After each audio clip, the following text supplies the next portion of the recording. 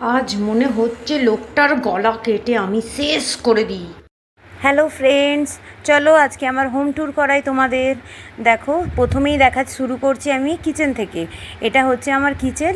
তো দেখো, কিচেনটা আমি যতটা পেরেছি সুন্দর করে গুছিয়ে রাখার চেষ্টা করেছি। এখানে আমার সোনা, বেগুনটা গোল গোল করে কাটবো না কি করব?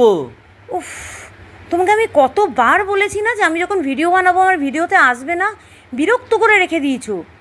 তো চলো, এই দেখো, এটা আমার ডাইনিং রুম। ঠিক আছে, এখানে আমার ডাইনিং টেবিল আছে, আর ডাইনিং আর আমার লিভিং রুম একই সাথে, সেই জন্য আলাদা করে ডিভাইড করা। এটা আমার লিভিং রুম। এখানে আমরা বেশ গল্প টল্প করি বসে। আর এখানে সোনা, দেখো, টিভিটা পুরো পরিষ্কার করে দিয়েছি গো, চকচক করছে। আবার তুমি এসছো। তোমাকে আমি বারবার বলছি, তুমি কি বাংলা কথা বুঝতে পারো না নাকি? আজব লোক তো। চল তো ওইদিকে দেখি।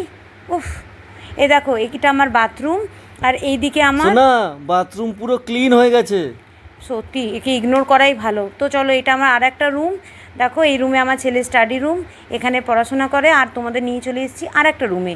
এটা আমাদের মেন বেডরুম। ঠিক আছে, তো এটা আমার ড্রেসিং টেবিল সাজিয়ে রেখেছি সুন্দর করে। আর ওখানে আর একটা বাথরুম রয়েছে। সোনা, খাটের তলাও পুরো পরিষ্কার।